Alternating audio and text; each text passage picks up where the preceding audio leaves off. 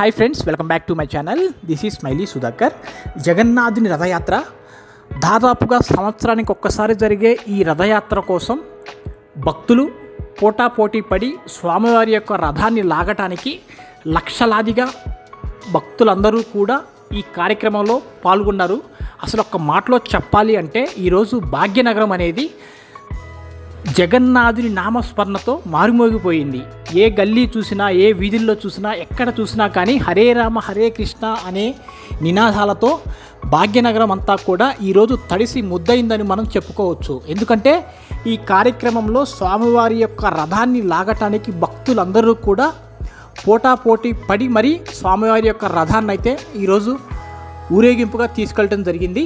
అసలు ఇంతకీ ఈ రథయాత్ర ఎలా ఉంది, ఈ రథయాత్ర యొక్క విశేషాలు ఏంటి, ఈ రథయాత్ర ఏ టైం వరకు కొనసాగింది, అందులో జరిగే వింతలు విశేషాలు ఇవన్నీ కూడా క్లియర్ మీకు చెప్పే ప్రయత్నం అయితే చేస్తాను ఈ వీడియోలో.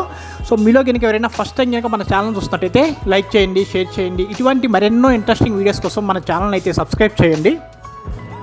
ఆషాఢ మాసం వస్తుందనగానే అందరికీ జగన్నాథుని రథయాత్రే గుర్తుకొస్తుంది. ఎందుకంటే ఆషాఢ మాసంలోనే రెండో రోజు ఈ పండగ చేస్తారు. కానీ ఈ రథయాత్రకు సంబంధించిన వింతలు చాలామందికి తెలియవు. అవేంటంటే ప్రపంచంలోనే అతి పురాతనమైన రథయాత్ర ఈ పూరీ జగన్నాథుని రథయాత్ర. ఇది ఎన్నో వేల సంవత్సరాల ముందే అసలు ఎప్పుడు మొదలైందో కూడా ఎవరికీ తెలియదు. అందుకే బ్రహ్మపురాణం, పద్మపురాణం వాటిల్లో కూడా ఈ రథయాత్ర గురించి మనకి కనిపిస్తూ ఉంటుంది.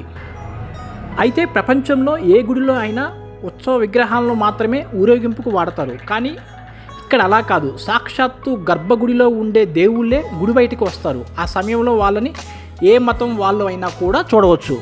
అయితే సాక్షాత్తు స్వామివారి ఊరేగింపుకు బయలుదేరే ఈ రథం అనేది ఆషామాషిగా ఉండే రథం అయితే కాదు. ఎందుకంటే ఈ రథాన్ని తయారు చేసేందుకు కూడా కొన్ని లెక్కలు ఉంటాయి. అసలు ఆ రథం ఎన్ని అడుగులు ఉండాలి, దానికి ఎన్ని చక్రాలు ఉండాలి, ఆ చక్రాలు ఎంత ఎత్తులో ఉండాలి, ఆ లెక్కలన్నింటినీ కూడా తూచా తప్పకుండా కొన్ని వందల సంవత్సరాల నుంచి కూడా పాటిస్తూ వస్తున్నారు. అదేవిధంగా రథాన్ని తయారు చేసేందుకు ఎన్ని చెక్క ముక్కలు వాడాలో కూడా లెక్క ఉంటుంది. సో దీన్ని బట్టి మీరు అర్థం చేసుకోవచ్చు ఎంతో నియమ నిష్టలతో ఈ స్వామివారి యొక్క రథం అనేది మనకి తయారవుతూ ఉంటుంది.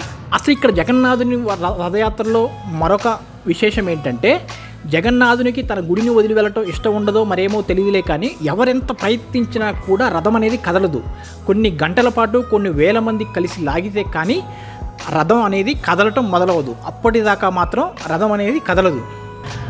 అయితే ఇక్కడ మన దగ్గర మనకి రాముల వారి కళ్యాణ రోజు తప్పకుండా వర్షం ఎలాగైతే పడుతుందో అలాగే జగన్నాథ రథయాత్రలో కూడా ప్రతిసారి అనేది వర్షం పడటం ఒక విశేషంగా మనం చెప్పుకోవచ్చు.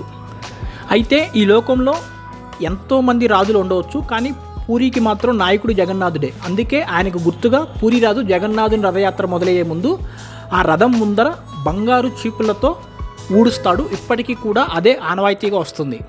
ఈ రథయాత్ర అనేది హైదరాబాద్లో మనకి ఎన్టీఆర్ స్టేడియం నుంచి ప్రారంభమై ఈ రథయాత్ర అనేది శోభయామానంగా ముందుకు కదులుతూ ఉన్నది. ఇక్కడ మీరు చూడొచ్చు వీడియోలో కూడా స్వామివారి యొక్క రథయాత్ర ముందు చిందులేస్తూ హరే రామ హరే కృష్ణ అనే నినాదాలతో పెద్దవాళ్ళ నుంచి చిన్నపిల్లల నుంచి పెద్దవాళ్ళ దాకా అందరూ కూడా ఈ స్వామివారి రథయాత్రలో అశేషంగా జనం పాల్గొనడం అయింది. అదొక అద్భుతంగా మనం చెప్పుకోవచ్చు. పిల్లల నుంచి పెద్దవాళ్ళ దాకా లక్షలాదిగా భక్తులు తరలి వచ్చి స్వామివారి రథాన్ని తాగటానికి ఎవరికి వారే వాళ్ళ ప్రయత్నాలు చేస్తూ ఉంటారు.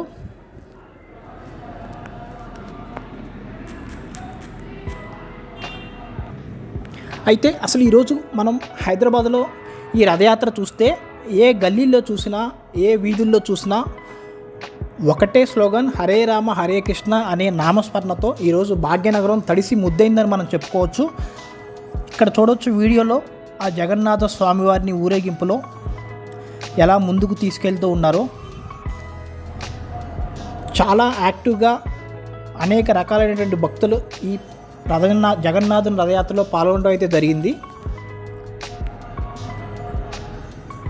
ఇక్కడున్న మరొక అద్భుతం ఏంటంటే జగన్నాథుని రథయాత్రకి ఒక అర్ధగంట ముందే రకరకాలైనటువంటి రంగవల్లులు, రకరకాలైనటువంటి కలర్స్ ఇవన్నీ వేసి మొత్తం వీధి, ఊరు, వాడ ఇదంతా కూడా చాలా ఉల్లాసభరితంగా సిద్ధమైనటువంటి చాలా ఆహ్లాదకరమైన ప్రదేశాల్లో స్త్రీలు వీళ్ళందరూ కూడా చక్కగా వేషధారం ధరించి ఆ స్వామివారి యొక్క రథం ముందు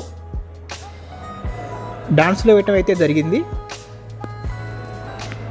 అయితే ఈ రథయాత్ర అనేది మనకి సంవత్సరానికి ఒకసారి వచ్చే రథయాత్ర కాబట్టి భక్తులందరూ కూడా చాలా ఎక్కువ సంఖ్యలో లక్షలాదిగా పాల్గొని ఈ రథయాత్రను అయితే జయప్రదం చేయడం జరిగింది. అయితే అక్కడ స్వామివారి యొక్క ప్రసాదం తీసుకోవడానికైతే భక్తులు ఒకరికొకరు మించి మనం పోటీపడాలని చెప్పుకోవచ్చు. ఎందుకంటే ఈ రథయాత్రలో స్వామివారి యొక్క రథాన్ని లాగటం నుంచి ప్రసాదం వరకు కూడా అసలు ఒక మాటలో చెప్పాలంటే ఇది ఆద్యంతం అద్భుతంగా జరిగిందని మనం చెప్పుకోవచ్చు.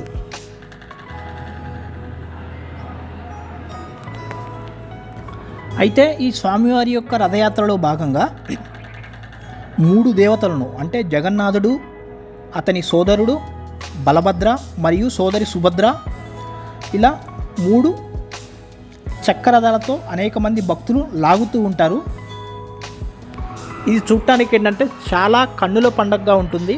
ఒకేసారి 3 మనకి కలిసి వచ్చి స్వయంగా ఆ గర్భగుడిలో ఉన్నటువంటి ఆ దేవతామూర్తులే కన్నుల పండగగా వీధి వాడవాడలా తిరుగుతూ హరే రామ హరే కృష్ణ అనే నామస్మరణతో ఇవన్నీ కూడా వీధులు మారుమోగిపోతూ ఉంటాయి. సో ఇక్కడ మీరు వీడియోలో కూడా చూడొచ్చు, స్వామివారి యొక్క రథం అనేది భక్తుల యొక్క కరతాళ ధ్వనుల మధ్య ముందుకు సాగుతూ ఉంది. భక్తులకు ప్రసాదం ఇదంతా కూడా బయటికి వేస్తూ పట్టుకున్న భక్తులకి అదొక వరవని కూడా మనం చెప్పుకోవచ్చు. ఇక్కడ ఈ రథయాత్రలో ఉన్న మరొక అద్భుతం ఏంటంటే సాక్షాత్తు ఆ శ్రీమన్నారాయణుడే కదిలి వస్తున్న యాత్ర కాబట్టి ఈ యాత్రకి ఏంటంటే చాలా ప్రాముఖ్యత సంతరించుకుందని మనం చెప్పుకోవచ్చు. అందుకే ఈ యాత్రలో పాల్గొనడానికి భక్తులు కూడా ఎక్కువగా ఇంట్రెస్ట్ అని చూపిస్తూ ఉంటారు. ఇక్కడ ఆలయ సిబ్బంది ఇదంతా కూడా ఏంటంటే భక్తులకు ఎటువంటి ఇబ్బంది లేకుండా, ట్రాఫిక్ ఎటువంటి ప్రాబ్లం లేకుండా ఇవన్నీ కూడా ముందే దీనికి 2 నెలల ముందే సన్నాహాలు కానీ ఇవన్నీ కూడా నిర్వహిస్తూ ఉంటారు కాబట్టి ఎటువంటి ప్రాబ్లం అనేది ఉండదు. అయితే ఈ యాత్రలో మహిళలు కూడా చాలా ఎక్కువ సంఖ్యలో పాల్గొనడం, ప్లస్ అందులోనూ ఈరోజు ఆదివారం కావడంతో మహిళలకు కూడా రెట్టించిన వేగంతో ఈరోజు పాల్గొని స్వామివారి యొక్క రథాన్ని అయితే లాగడం జరిగింది. సో ఇది ఫ్రెండ్స్ ఈరోజు వీడియో. మీకు కనుక ఈ వీడియో నచ్చితే ఈ వీడియో ఎలా ఉందో కింద మాకు కామెంట్ రూపంలో తెలియచేయండి. Thank you.